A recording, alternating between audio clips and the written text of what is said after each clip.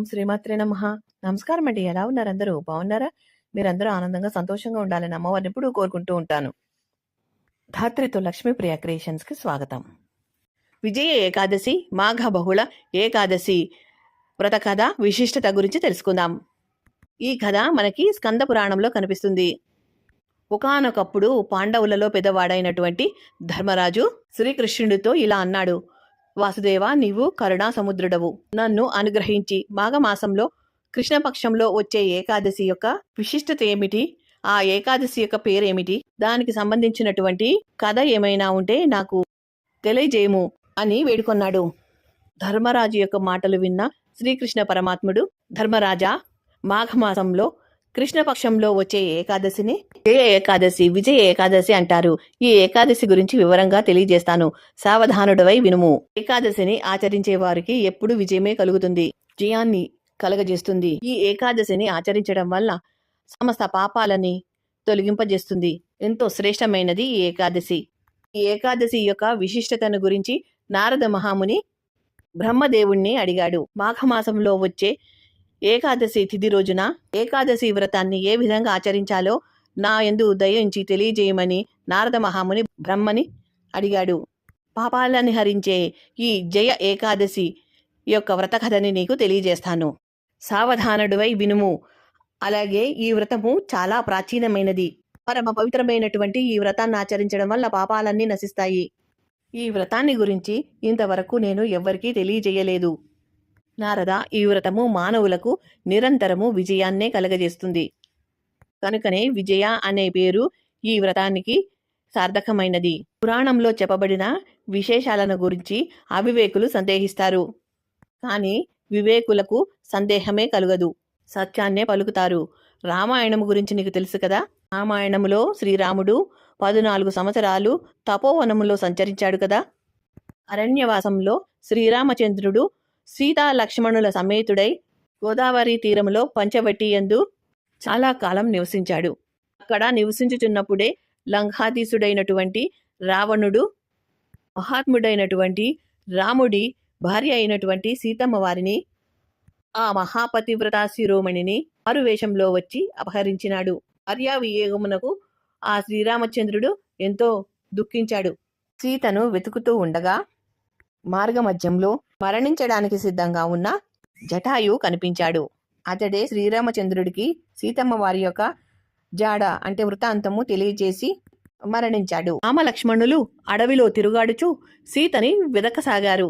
ఈ విధంగా అడవిలో తిరుగుతూ కబంధుణ్ణి సంహరించి అతనికి శాప విమోచనం కలిగించారు. తర్వాత సుగ్రీవునితో శాశ్వతమైన మైత్రిని ఏర్పరచుకున్నారు. వానర సైన్యం రామకార్యం కోసం నియమించబడింది. హనుమంతుడు జానకి అశోకవనంలో ఉన్నట్లుగా కనుగొన్నాడు. హనుమంతుల వారు సీతమ్మ వారికి శ్రీరాముని యొక్క సందేశాన్ని చేరవేశాడు. అశోకవనాన్ని నాశనం చేశాడు. అనేక మంది రాక్షసులను సంహరించాడు. రావణునితో మాట్లాడాడు. లంకని కాల్చాడు. మహాకార్యాన్ని సాధించాడు. లంకలో జరిగిన విషయాలన్నీ కూడా తిరిగి వచ్చి రామునికి వివరించాడు. లంకలోని విషయాలు తెలుసుకున్న రాముడు సుగ్రీవుని అనుమతి తీసుకుని రావణునితో యుద్ధం చేయదలచి లంకకు పయనమయ్యాడు. నదులకు పతి అయినటువంటి సముద్రుని వద్దకి వానరులని వెంట పెట్టుకుని వచ్చాడు.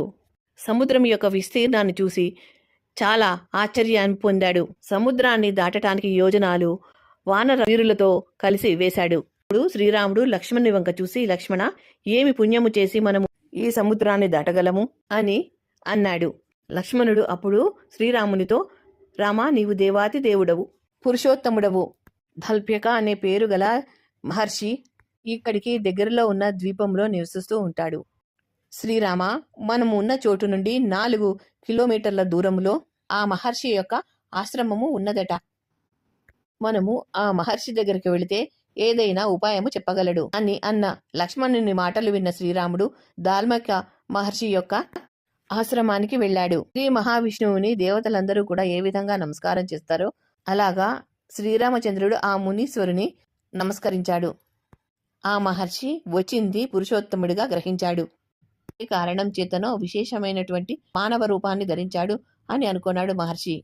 శ్రీరామ, నీవు మా ఆశ్రమానికి రావడానికి కారణం ఏమిటి అని అడుగగా శ్రీరాముడు మహర్షితో ఈ విధంగా పలికాడు. లంకని రావణుణ్ణి జయించడం కోసమే వచ్చాను. మీ అనుమతితో ఈ సముద్రాన్ని దాటే ఉపాయం తెలుసుకోవాలి అని అనుకుంటున్నాను. మీరు ఎంతో వ్రత నిష్ఠాగరిష్ఠులు. మీకు తెలియనిది ఏమీ ఉండదు. అందుకనే ఆ ఉపాయము తెలుసుకోగోరి ఇటటికి వచ్చాను.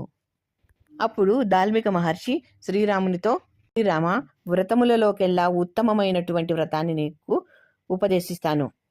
దానిని నీవు ఆచరిస్తే నీకు త్వరగా విజయం లభిస్తుంది. రాక్షసులను సంహరించి లంకని జయిస్తావు. ఎంతో కీర్తిని పొందుతావు. ఏకాగ్రతతో శ్రద్ధగా ఈ వ్రతాన్ని ఆచరించుము. మాఘమాసం కృష్ణపక్షంలో వచ్చే ఏకాదశికే విజయ ఏకాదశిని పేరు. ఆ ఏకాదశిని నువ్వు ఆచరిస్తే నీకు విజయము తప్పకుండా వరిస్తుంది. వానరులతో కలిసి సముద్రాన్ని నిస్సందేహంగా దాటగలవు. ఎంతో ఫలప్రదమైనటువంటి ఈ ఏకాదశి వ్రతాన్ని వివరిస్తున్నాను. సావధానుడివై వినుము.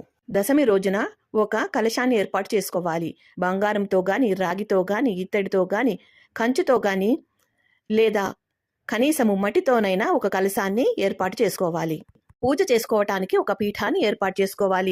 కలశాన్ని నీటితో నింపాలి. పంచపల్లవాల్ని వెయ్యాలి. ఆ నీళ్లలో రావి, మర్రి, జువ్వి, మేడి, మామిడి ఈ 5 చెట్ల కొమ్మల చిగుర్లని ఉంచాలి. పీఠం మధ్యలో అష్టాదళ పద్మ ముగ్గు వేసి ముగ్గులో పసుపు కుంకాలు ఉంచి పైన ఒక పళ్ళెం పెట్టి పళ్ళంలో నవధాన్యాలను పోసి నవధాన్యాలలో కొద్దిగా పసుపు కుంకుమలు వేసి దానిపైన ఈ కలసాన్ని ఉంచి కలసంలో నీళ్లు పోసి నీళ్లలో ఈ పంచపల్లవాల్ని ఉంచాలి. కలసం పైన గంధము కుంకుమ బొట్లతో అలంకరించిన కొబ్బరికాయని ఉంచాలి. లేదా ఒక పళ్ళాన్ని ఉంచి ఇత్తడి పళ్ళం కానీ, రాగి కానీ, వెండి కానీ పళ్ళం ఉంచి దానిలో శ్రీ మహావిష్ణువు యొక్క చిన్న విగ్రహాన్ని కానీ, పటాన్ని కానీ ఉంచాలి. ఏకాదశి రోజున తెల్లవారుజామున నిద్రలేచి మంటపాన్ని ఏర్పాటు చేసుకోవాలి. కలసానికి గంధము రాసి పసుపు కుంకుమలతో అలంకరించుకోవాలి. కలసాన్ని పూలమాలలతో అలంకరించుకోవాలి. కలసము కదలకుండా ఉండేటట్లు చూసుకోవాలి. కలసంలో శ్రీ మహావిష్ణువుని ఆవాహనం చేసుకుని ఆసనం సమర్పించి షోడశోపచారాలతో పూజ చేసుకోవాలి. ధూపము, దీపము సమర్పించిన తర్వాత నైవేద్యంగా నారికేళ్లాన్ని, పళ్ళని సమర్పించుకోవాలి. తరువాత కలశాన్ని ఎదురుగా కూర్చొని రోజంతా కూడా స్వామివారిని తలుస్తూ భజన చేసుకోవాలి. అలాగే రాత్రంతా కూడా స్వామివారి యొక్క కథలను వింటూ లేదా నామస్మరణ చేస్తూ జాగరణ చెయ్యాలి.